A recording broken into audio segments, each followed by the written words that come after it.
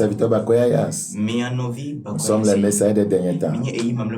Nous avons des messages pour le corps de Christ dans ces derniers temps. Nous sommes un ministère interdénominationnel. Nous ne faisons pas de problème de barrière dénominationnelle. Nous sommes un don pour le corps de Christ. Prions s'il vous plaît. Père Saint, nous voulons te dire merci encore pour ce privilège que tu nous accordes de parler à ton peuple. Bénis ta parole au fond de chaque cœur. Au nom de Jésus-Christ. Amen. Nous sommes sur notre série d'enseignements, les 7 trésors de Jésus-Christ. Les 7 trésors de Jésus-Christ. Et la fois passée, nous avons fait comprendre aucun roi ne peut régner sans ces 7 trésors. Or, la Bible dit qu'il a fait de nous un sacerdoce royal. Après nous avoir délivrés de nos péchés par son sang, il a fait de nous un royaume et des sacrificateurs. Il a fait de nous des prêtres et des rois. Et la Bible dit que nous régnerons sur la terre. Et aucun roi ne peut régner sans certains trésors. Jésus, le roi des rois, règne à partir de 7 trésors. Et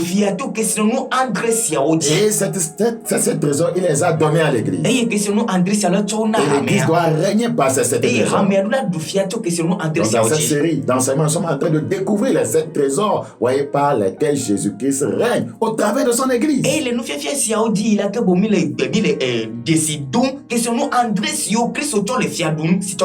Allons dans notre texte de base dans Apocalypse chapitre 5. Apocalypse chapitre 5, le verset 9. Et il chantait un cantique nouveau en disant: tu es digne de prendre le livre et d'en ouvrir les sceaux, car tu as été immolé et tu as racheté pour Dieu par ton sang des hommes de toutes tribus, de toutes langues, de tout peuple et de toute nation. Il ne nous a pas seulement rachetés. Il ne nous a pas seulement rachetés. Il ne nous a pas seulement délivrés de nos péchés. Il ne nous a pas seulement délivrés du mensonge, du vol, de la fornication, de l'adultère, de la masturbation, de la pornographie, de l'escroquerie, du meurtre, des divisions, des haines, des querelles. Il ne nous a pas seulement délivrés, car il nous a délivrés de ces choses. Il a fait de nous quelque chose. La Bible dit, au verset 10, il a fait de nous un royaume et des sacrificateurs. C'est-à-dire des prêtres et des rois. Et la Bible dit, nous sommes sacrificateurs prêtres, nous sommes rois pour Dieu. Et ils régneront sur la terre. Et on ne peut pas régner sans certaines choses. Et au verset 12, il nous a été révélé les trésors par lesquels Jésus règne. Et il a donné ces trésors à son église. Regarde le verset 12. Il disait d'une voix forte: l'agneau qui a été immolé est digne de recevoir la puissance, la richesse, la sagesse, la force, l'honneur, la gloire et la louange. Voilà les 7 trésors par lesquels Jésus-Christ règne. C'est très important. Et la fois passée, nous avons étudié, voyez, le règne par la puissance, le règne par la richesse. Ce soir, nous continuons. Nous allons voir le 3e trésor par lequel l'église devrait régner. Un roi règne par la sagesse. Vous ne pouvez pas contredire ça. Un roi règne par la sagesse. Un roi qui n'est pas sage ne peut pas régner. Il va écouter son règne. Si l'église manque de sagesse, si les croyants manquent de sagesse, ils vont écouter le règne. La Bible dit dans Apocalypse chapitre, voyez, nous avons déjà lu Apocalypse 5, le verset 12, nous sommes maintenant Luc 11. Luc chapitre 11. Considérons le verset 49. Luc 11, 49. Luc 11, 49. La Bible dit dans ce passage: C'est pourquoi la sagesse de Dieu a dit, alléluia, la sagesse de Dieu. La sagesse de Dieu. La sagesse parle. Nous avons besoin de la sagesse. Et quelle sagesse? La sagesse de Dieu. Pas la sagesse terrestre. Pas la sagesse diabolique. Pas la sagesse charnelle. Luc 2, 40. Luc chapitre 2, le verset 40. Luc 2, 40. Or, l'enfant croissait et se fortifiait. Ce passage nous parle du Seigneur Jésus-Christ. Or, l'enfant croissait et se fortifiait. La puissance. Il était rempli de sagesse. Il est notre modèle. Il est notre exemple. Tel il est. Tel nous sommes dans ce monde. Il était rempli de sagesse. Et la grâce de Dieu était sur lui. L'Église ne peut pas régner sans la sagesse. Le roi Salomon, au début de son règne, régnait par la sagesse. Mais on n'arrête pas la sagesse. Et nous sommes appelés à être des rois. 1 Corinthiens 4, 4. Je dis 1 Corinthiens 1 roi plutôt. Un roi. Rapidement. Un roi. Un roi. Chapitre 4. 1 roi 4. Nous avons verset 34. Il venait des gens de tous les peuples pour entendre la sagesse de Salomon. Les gens devraient venir chercher la sagesse de l'église. Beaucoup d'hommes de Dieu sont arrivés à ce niveau. Il y a des chefs d'État qui ont pour conseiller, voyez, des hommes de Dieu. Je ne parle pas de ces hommes de Dieu qui usent de la sagesse terrestre, charnelle, diabolique pour soutirer de l'argent aux chefs de l'État, pour corrompre leur voix, pour avoir de l'argent. Non! Il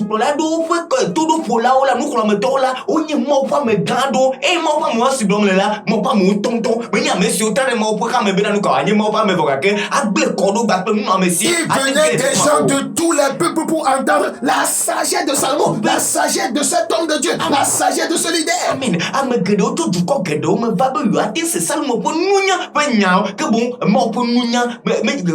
la Bible dit les gens venaient de la part de tous les rois de la terre qui avaient entendu parler de sa sagesse. Oui, nous régnons par la sagesse. Amen. Salomon régnait par la sagesse. Amen.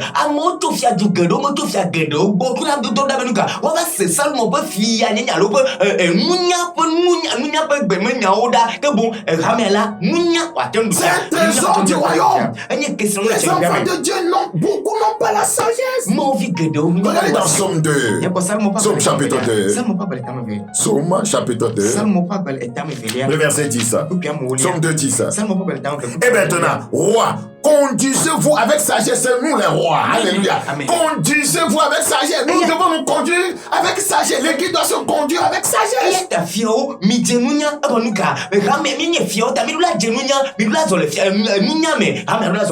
Conduisez-vous avec sagesse. Regardez, dans Proverbe chapitre 8.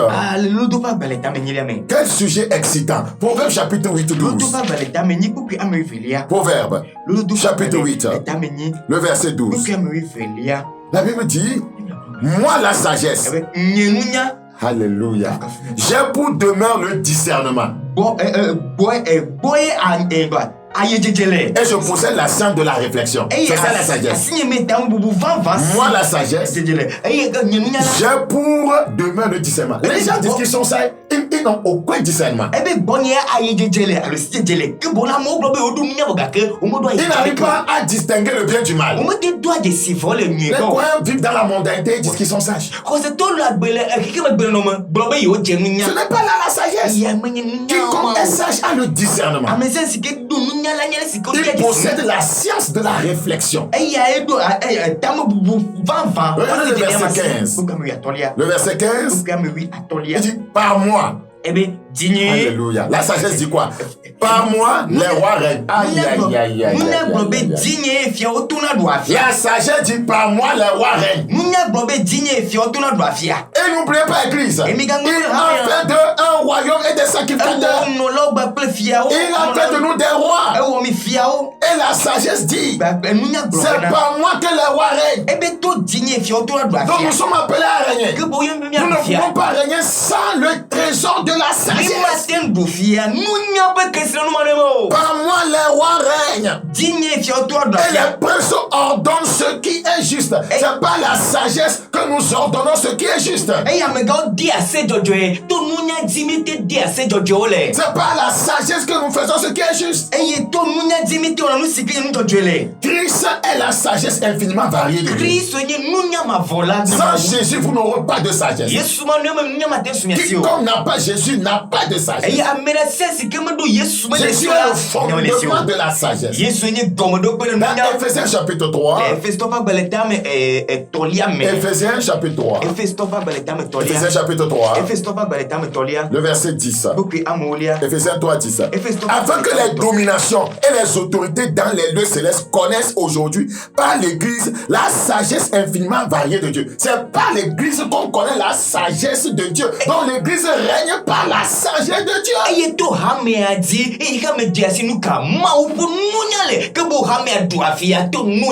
Ouais, ce passage dit dans Parole de vie, la sagesse de Dieu aux aspects infiniment variés doit être manifestée par l'Église. Aïe, aïe, aïe, aïe. La sagesse de Dieu aux aspects infiniment variés doit être manifestée par l'Église. Aux puissances. Aux puissances, aux puissances et aux autorités angéliques dans les sphères célestes. L'église d'aujourd'hui, si elle ne s'appuie pas sur la sagesse, elle ne peut pas régner. Elle ne peut rien construire. Proverbe 14, la femme sage bâtit sa maison. La femme, c'est l'église. Mais celle qui est insensée la renverse de ses propres mains. Par manque de sagesse, l'église va renverser, voyez, les desseins de Dieu pour elle. Nous avons été délivrés de nos péchés par son sang pour régner. Pourquoi après ta conversion, le péché continue à régner sur toi? Les démons continuent à régner sur toi. Les sorciers continuent à régner sur toi. La maladie continue à régner sur toi. Voyez, l'échec continue à régner sur toi. Ce n'est pas normal.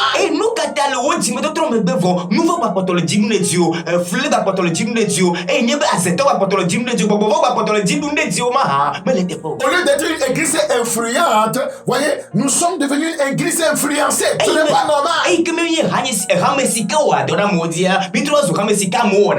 Un roi doit être influent et non influencé. Toute décision finale vient d'un roi. Qu'est-ce que c'est qu'alors la sagesse? Par la sagesse, nous sommes appelés à régner. Le Seigneur Jésus a donné à l'église le trésor de la sagesse. Quand on parle de sagesse, de quoi s'agit-il réellement? Proverbe chapitre 9. Proverbe chapitre 9. Proverbe chapitre 9. Je crois que ce point est tellement capital, nous allons nous attarder un peu là-dessus. Proverbe chapitre 9. Le verset 10. Proverbe 9, 10. Le commencement de la sagesse, c'est la crainte de l'Éternel. Et la science des saints. La science des saints, c'est l'intelligence. Le commencement de la sagesse, c'est la crainte de l'Éternel. Y a-t-il encore la crainte de l'Éternel dans l'église? C'est aujourd'hui dans les assemblées chrétiennes qu'il y a beaucoup plus d'injustice. On se plaignait de l'église de Corinthe, quelque chose se passait là qu'on ne trouvait même pas chez les païens. Quelqu'un avait pris, voyez, la femme de son père. Et il pensait qu'il est très puissant. Il y a des gens qui se glorifient dans le péché. La crainte de Dieu a disparu de nos assemblées. Comment pouvons-nous régner? Proverbe 15, 33. Proverbe chapitre 15, 33. La crainte de l'Éternel enseigne la sagesse. Alléluia. La crainte de l'Éternel enseigne la sagesse. Et c'est quoi la crainte de l'Éternel? C'est la haine du mal. Quiconque hait le mal sera sage. Si nous voulons régner par la sagesse, nous devons haïr le mal. La Bible dit dans Hébreux 1:9, il a haï l'iniquité, il a aimé la justice. Dans Romains chapitre 12. Romains chapitre 12. Le verset 21. Romains 12, 21. La Bible dit là, ne te laisse pas vaincre par le mal, mais surmonte le mal par le bien. Quand on a la crainte de Dieu, on surmonte le mal par le bien. Dans Romains chapitre 16. Romains chapitre 16. Nous considérons le verset 19. Romains 16, verset 19. Pour vous, votre obéissance est connue de tous. Je me réjouis donc à votre sujet et je désire que vous soyez sages en ce qui concerne le bien et purs en ce qui concerne le mal. Sages en ce qui concerne le bien. Je désire que vous soyez sages en ce qui concerne le bien. Pur en ce qui concerne le mal. La sagesse, c'est la haine du mal. Et c'est l'amour pour le bien. C'est l'amour pour la justice. C'est l'amour pour la vérité. Frères et sœurs, nous sommes des prêtres et des rois par la rédemption. Et c'est par la sagesse que les rois règnent. La sagesse a des aspects infiniment variés. Vous pouvez les découvrir dans Proverbe chapitre 8, le verset 1 à 36. Vous allez voir la variété de la sagesse. Les aspects variés de la sagesse. Verset 1 à 36.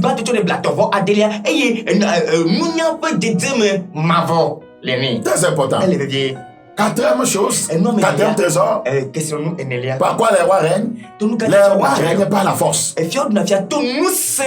La force est le quatrième trésor, voyez, par lequel Jésus règne et qu'il a donné à l'église. La Bible dit dans Acte 10, 8. Vous savez comment, voyez, Dieu a point du Saint-Esprit et de force. Jésus de Nazareth, qui allait de lieu en lieu, faisant du bien, guérissant tous ceux qui étaient sous l'empire du diable. Quand Dieu était avec lui, dans Ésaïe chapitre 11, à partir du verset 2, par là, voyez, des sectes, voyez, esprits, voyez, contenus dans le Saint-Esprit, ou les 7 éléments contenus dans le qui se trouvent dans le Saint-Esprit. On a parlé de l'esprit de force. L'esprit de force. Les rois règnent par la force. L'église a-t-elle la force aujourd'hui? 1 Samuel 2, 10. 1 Samuel chapitre 2. 1 Samuel 2. Le verset 10. 1 Samuel 2, 10. Les ennemis de l'Éternel trembleront. Du haut des cieux, il lancera sur eux son tonnerre. L'Éternel jugera les extrémités de la terre. Il donnera la puissance à son roi. Et il relèvera la force de son oint. Il relèvera la force de son oint. Nous sommes des gens de Dieu. Nous ne régnons pas la force. La force, c'est la puissance multipliée. Voilà. La force, c'est la puissance multipliée. La Bible dit, donne la puissance au roi de son peuple. Il augmente le pouvoir du roi qu'il a choisi. Parole de vie. La force nous parle de la vigueur. Sans la vigueur, l'église ne peut pas régner. Les croyants ont perdu leur vigueur. Les croyants sont nonchalants. Ils sont froids. Ils sont lourds. Beaucoup ne prient plus. Beaucoup de personnes ne peuvent plus prier 4 heures de temps dans la présence de Dieu. Il n'est pas étonnant que les dirigeants les font tomber chaque jour. Il n'est pas étonnant que beaucoup ont représenté Salomon dans cette dispensation avec 1000 femmes. La force nous parle de la résistance. Est-ce que l'église arrive à résister maintenant? Voyez à la mondanité. Qui veut la saillir? Les rois règnent par la force. L'église doit avoir la force de Dieu pour résister. Voyez aux tentations de ce siècle présent. Tentation de corrompre sa voix. Tentation d'aller vers l'amour du monde. Tentation de courir après. Voyez l'amour de l'argent. Il faut la force pour résister. La tentation de toiletter l'évangile. La tentation, voyez, de prêcher un évangile frelaté. Donc il faut la résistance. La force, on parle de la solidité. L'église d'aujourd'hui est-elle solide? Les croyants d'aujourd'hui sont-ils solides? Un roi dont le trône n'est pas affaibli, n'est pas solide, ne peut pas régner. Beaucoup de croyants ne sont plus solides. Beaucoup de nos soeurs ne sont pas spirituellement solides. Vous allez pour chercher un boulot. Madame, jeune femme, le directeur de service vous propose un service sexuel d'abord. Et tu écartes tes jambes comme si tu t'attendais à ça. Où est la solidité? La solidité spirituelle demande que tu dises à ce directeur, toi et ton boulot, allez-vous-en, périssez.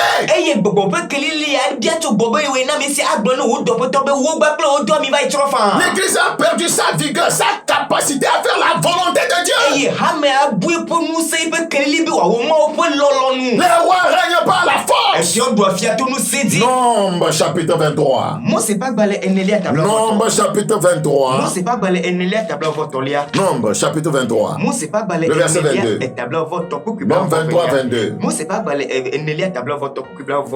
Dieu les a fait sortir d'Égypte. Il est pour eux comme la vigueur du buffle. Dieu est pour nous, pour son église, comme quoi? La vigueur du buffle. La Bible dit dans Psaume 92, 11. Il me donne, voyez, la force du buffle. Il m'arrose d'une huile fraîche. Je suis arrosé d'une huile fraîche. L'église a perdu sa force. Elle n'a pas la force de résister à la mondanité. Les femmes chrétiennes n'ont pas la force de résister à ces mèches multicolores. Elles n'ont pas la force de résister à la dépigmentation, aux habillements mondains. Plusieurs de nos sœurs se décalquent leur sexe par les collants. L'église n'a pas la puissance pour résister à l'immoralité en son sein. Comment peut-elle gagner? Les rois règnent par la force. Après nous avoir délivrés de nos péchés par son sang, il a fait de nous des prêtres des rois. Et les rois règnent par cette trésor.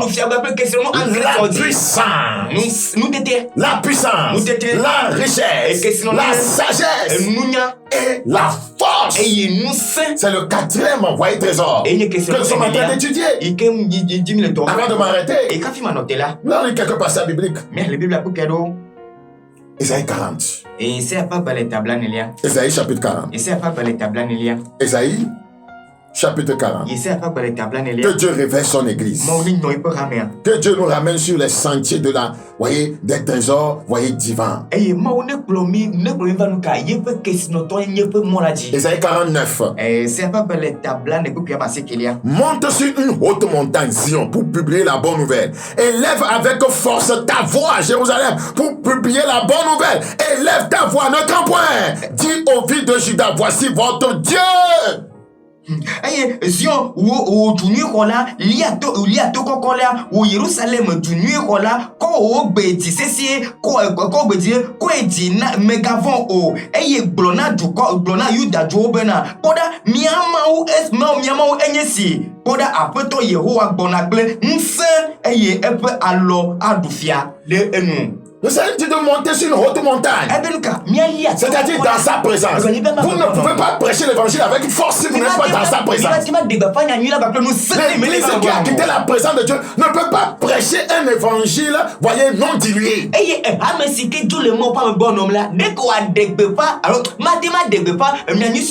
Nous devons être à même de dire aux pécheurs que, voyez, sans la repentance, voyez, personne ne peut gagner le royaume des cieux. Nous devons être à même de dire aux pécheurs, voyez, le péché va t'amener en enfer. Tu brûleras comme la paille. Il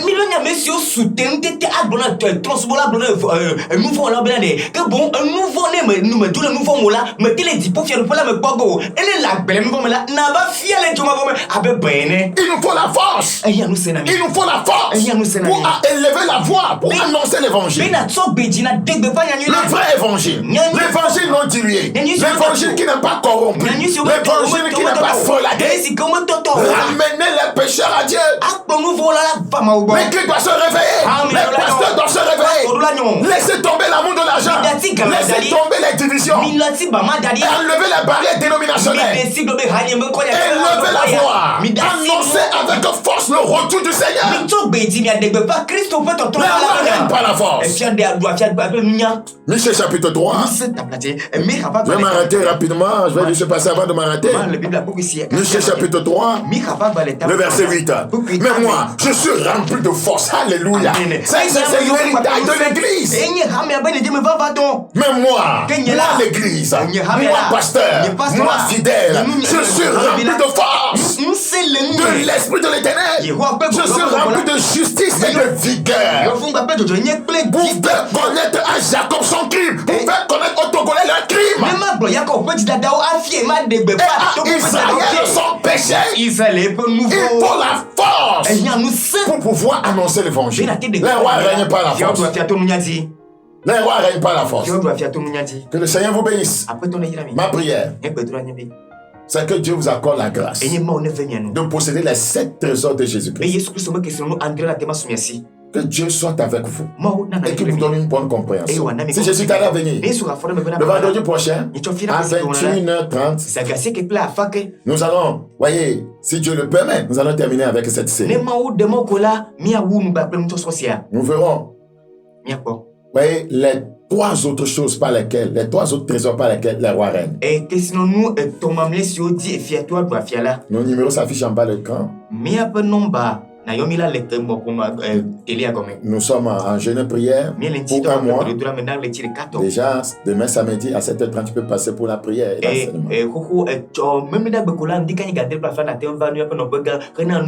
le lundi à 6h du matin, tu peux m'écouter sur la Radio Zion. Radio Zion, à partir de 6h, Radio Zion. Je fais 2 heures de temps là.